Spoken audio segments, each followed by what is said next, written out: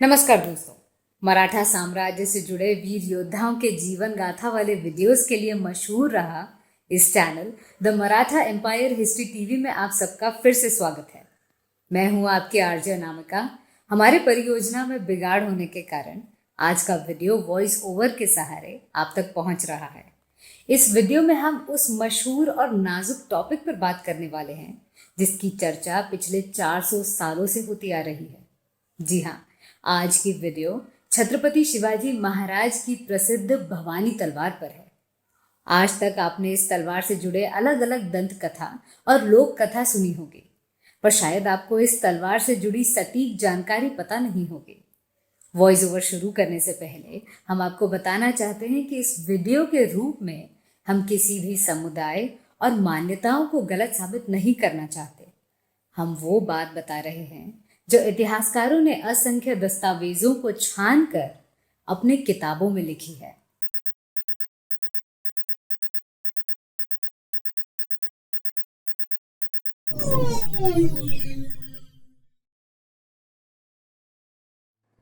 वैसे तो महाराज के पास असंख्य तलवारें थी, पर उनमें से जगदम्बा, तुलजा और भवानी, इन 3 तलवार से महाराज को लगाव था। पर जब भी किसी नई मुहिम को अंजाम देना होता था, तब महाराज इन 3 तलवारों में से भवानी नाम की तलवार को चुनते थे। मराठा साम्राज्य के प्रथा अनुसार नवरात्रि के दिन शस्त्र पूजन होता था और उसके बाद दशहरे के दिन वो नए मुहिम पर निकलते थे।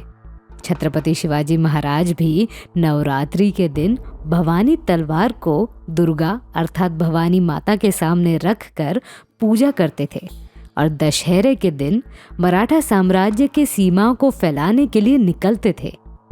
सबसे पहले ये जानते हैं कि भवानी तलवार महाराज को कैसे मिली। दोस्तों, कहानी शुरू होती है महाराष्ट्र के कल्याण शहर से। कल्याण प्रांत को जीतने के बाद कोंकण प्रांत के लोगों को महसूस होने लगा कि ये राजा आम जनता को आज़ादी देगा। कोंकण को स्वराज्य में शामिल करने के लिए वहां की जनता महाराज को खलीता भेजने लगी। इस न्योते को महाराज ने स्वीकार कर लिया। एक दिन हरिहरेश्वर मंदिर में प्रार्थना करते वक्त किसी ने महाराज को बताया कि यहाँ कृष्णाजी सावंत नामक वतनदार के पास आकर्षक और मजबूत तलवार है। मावलों को इच्छा हुई कि ये तलवार महाराज के पास होनी चाहिए। इस पर महाराज बोले, एक राजा को अन्य व्यक्ति के धन या मूल्यवान वस्तु पर नजर नहीं रखनी चाहिए। पर जब कृष्णाजी सावंत को ये बात पता चली तो उन्होंने सोचा कि ये तलवार छत्रपति शिवाजी महाराज की शोभा बढ़ाएगी और साथ ही सावंत परिवार के साथ भोसले परिवार के रिश्ते भी बढ़ जाएंगे। इस सोच के साथ कृष्णा जी ने खुद से वो तलवार महाराज को भेंट स्वरूप में दे दी। जानता राजा ने भेंट को स्वीकार किया और कृष्णा जी को अपने मावलों में शामिल कर दिया, पर इसके अलावा उन्हें कपड़े और 300 होंठ भी दिए। उस जमाने में 20 ग्राम सोने के सिक्के को होंठ बोलते थे। आज के समय 300 होंठ की कीमत 70 लाख रुपए है। चलिए, होंठ और शिवराई में क्या अंतर है ये भी जान लेते हैं। शिवराई को कॉपर से और होंठ को सोने से बनाया जाता था। कुछ लोग शिवराई को होंठ समझ बैठे हैं।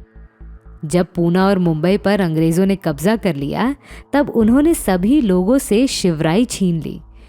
खैर, अब मुख्य मुद्दे पर आते हैं। कृष्णाजी सावंत से मिली इस तलवार की खासियत पर नजर डालते हैं। 1100 ग्राम वाली ये तलवार महाराज के अन्य तलवार से लंबी थी।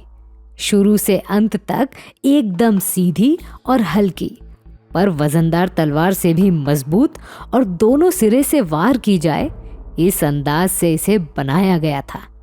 क्योंकि ये तलवार विदेशी बनावट की थी, इसीलिए इसे फिरंगी तलवार भी कहा जाता था। ऐसा भी नहीं है कि सबसे पहले मराठाओं ने फिरंगी तलवार इस्तेमाल की। असल में मुगलों ने भी विदेश से इस तलवार को बनवाया था। पर जब छत्रपति शिवाजी महाराज के हाथ ये तलवार लगी, तब वो बहुत प्रभावित हो गए। आपको ये बात पता है कि महाराज सामान्य कद के इंसान थे। उनके सामने दुश्मनों की ऊंचाई ज्यादा होती थी, इसीलिए महाराज को इस फिरंगी तलवार को इस्तेमाल करना सही लगा। 4.5 फीट लंबी इस तलवार से उचित दूरी रखकर दुश्मन को मारना आसान था और इसी तलवार को आगे चलकर भवानी नाम मिला। महाराज ने इस तलवार का नामकरण कब किया था ये तो कोई बता नहीं सकता, पर इस तलवार के मदद से उन्होंने ज्यादातर युद्ध जीते थे। भवानी तलवार को लेकर महाराज ने सबसे पहले बीजापुर सल्तनत के राजापुर शहर पर आक्रमण किया, जहां महाराज को बड़ी जीत मिली। अब बात करते हैं कि कब महाराज को ये तलवार मिली, उस वक्त उनकी आयु क्या थी। आपको बता दूं कि उस वक्त महाराज की आयु 19 या 20 साल की थी और सन 1648 चल रहा था।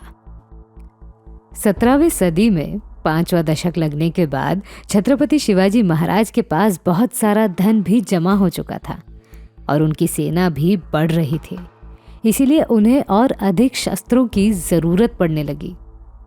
अब आपको मराठा साम्राज्य से जुड़े कुछ खास बातें बताती हूँ।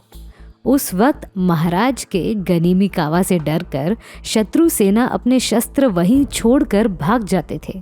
तब मावड़े उन लोहे के औजारों को पिघालकर नए औजार बनाते थे, पर इस काम में सबसे बड़ी समस्या ये भी थी कि तलवार बनाने के लिए जिस धातु का उपयोग होता था वो महाराज के पास नहीं था। अब एक बात ध्यान से सुनिए। आपने अलग अलग इतिहासकारों को बोलते हुए देखा होगा कि भवानी, जगदम्बा, तुलजा या अन्य कोई भी तलवार स्टेनलेस धातु से बनाई जाती है, पर यह बात एकदम गलत है। असल में तलवार बनाने के लिए जिस स्टील का उपयोग होता है वो स्टेनलेस स्टील नहीं होता। ऐसा भी नहीं है कि कोई भी तलवार स्टेनलेस स्टील से नहीं बनती। शायद महाराज के पास जो तलवार थी वो स्टेनलेस स्टील की बनाई हुई होगी, पर वो तलवार बहुत भारी थी और जब भवानी तलवार महाराज के हाथ लगी तब उन्हें ये तलवार हल्की और मजबूत महसूस हुई।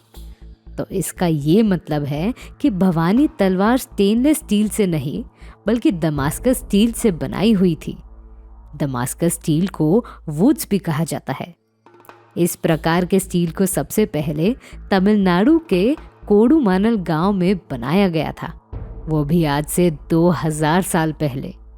धीरे धीरे ये कला अरब देशों से होते हुए यूरोप में चली गई।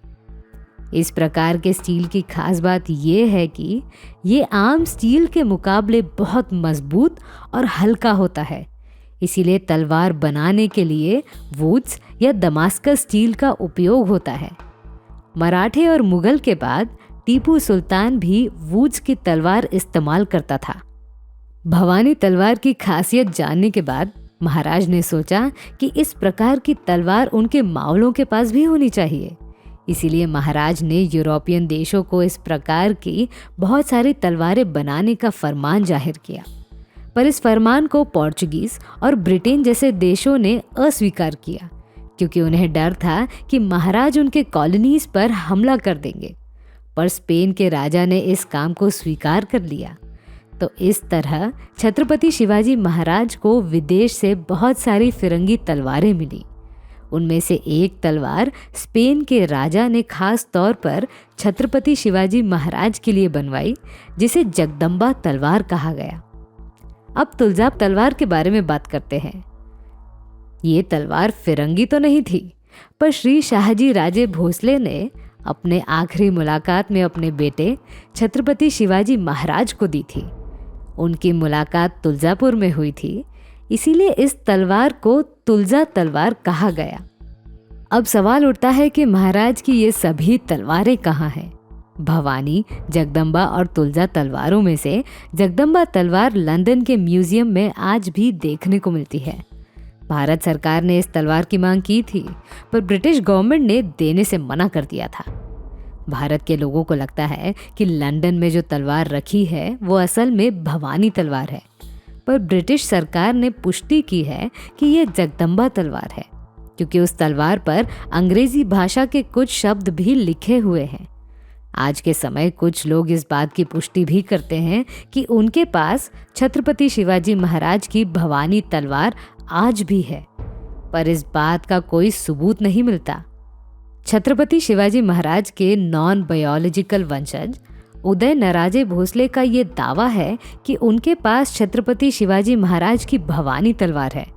अक्सर फेसबुक या सोशल मीडिया पर इस तलवार को पूजते हुए देखा जाता है। तो ये है कहानी छत्रपति शिवाजी महाराज के तलवार की। अगर आपके पास भी कोई जानकारी हो तो कमेंट बॉक्स में ज़रूर बताएं।